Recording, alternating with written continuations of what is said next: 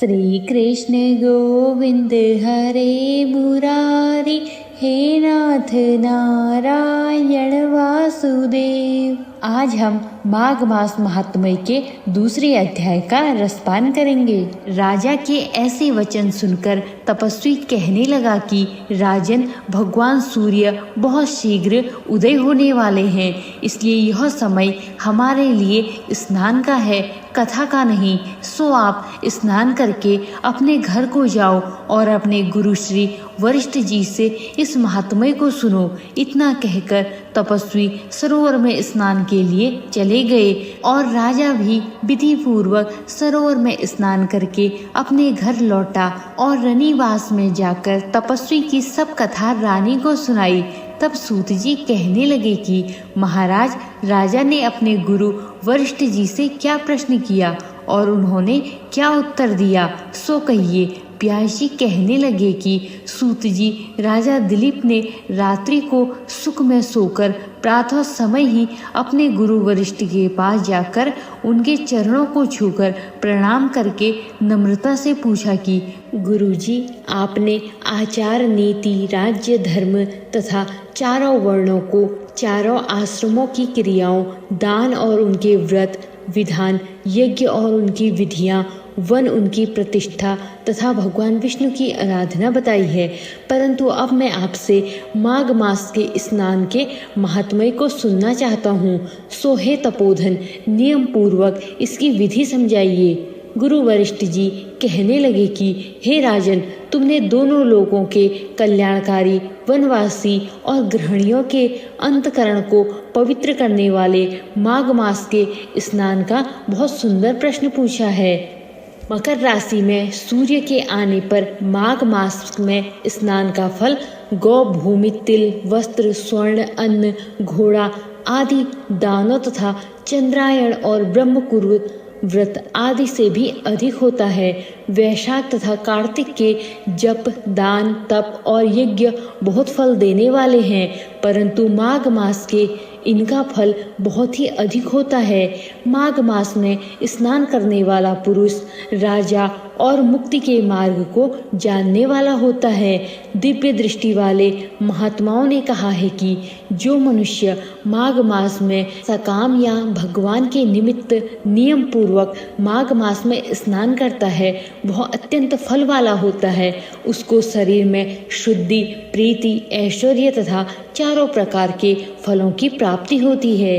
अदिति ने 12 वर्ष तक मकर संक्रांति अन्न त्याग कर स्नान किया। इससे तीनों लोगों को उज्जवल करने वाले 12 पुत्र उत्पन्न हुए। माघ मास में स्नान करने से ही रोहिणी, सुभगा दानशील हुई और इंद्राणी के समान रूपवती होकर प्रसिद्ध हुई। जो माघ मास में स्नान करते हैं तथा देवताओं के पूजन में तत्पर रहते हैं, उनको सुंदर स्थान, हाथी और घोड़ों की सवारी तथा दान को द्रव्य प्राप्त होता है और अतिथियों से उनका घर भरा रहता है। उनके घर में सदा वेद ध्वनि होती रहती है। वह मनुष्य धन्य है जो माघ मास में स्नान करते हैं, दान देते हैं तथा व्रत और नियमों का पालन करते हैं और दूसरे पुण्यों में क्षीण होने से मनुष्य स्वर्ग से वापस आ जाता है।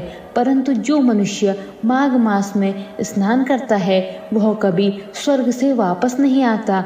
इससे बढ़कर कोई नियम, तप, दान पवित्र और पाप नाशक नहीं है। भृगु जी ने मणि पर्वत पर विद्याधरों को यह सुनाया था। तब राजा कहने लगा कि भृगु ऋषि ने कब मणि पर्वत पर विद्यार्थियों को उपदेश दिया था, सो उसको बताइए। तब ऋषि जी कहने लगे कि हे राजन, एक समय 12 वर्ष तक वर्षा न होने के कारण, सब प्रजा क्षीण होने के कारण संसार में बड़ी उग्रता फैल गई।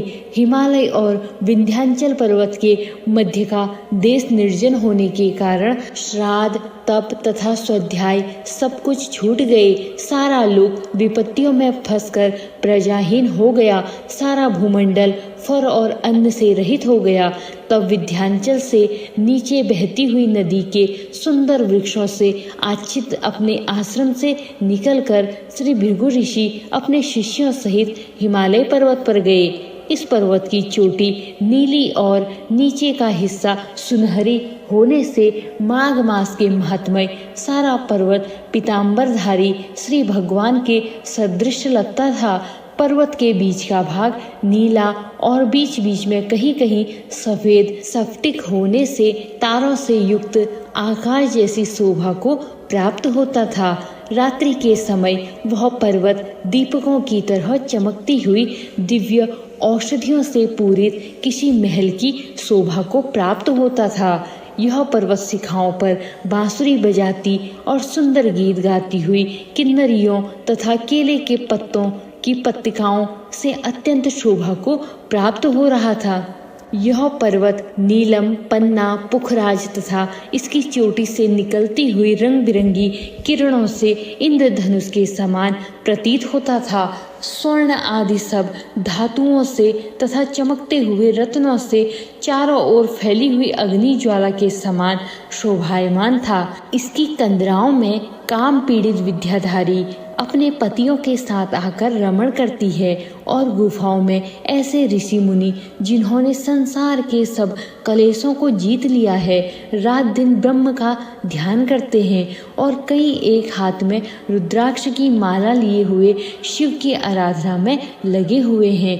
पर्वत के नीचे भागों में जंगली हाथी अपने बच्चों के साथ खेल रहे हैं तथा कस्तूरी वाले रंग बिरंगे मृगों के झुंड इधर उधर भाग रहे हैं। यह पर्वत सदा राजहंस तथा मोरों से भरा रहता है, इसी कारण इसको हेमकुंड कहते हैं। यहाँ पर सदैव ही देवता, गुहाक और अप्सरा निवास करते हैं। माघ मास महात्म्य का दूसरा अध्याय यहीं पर समाप्त होता है। धन्यवाद दोस्तों।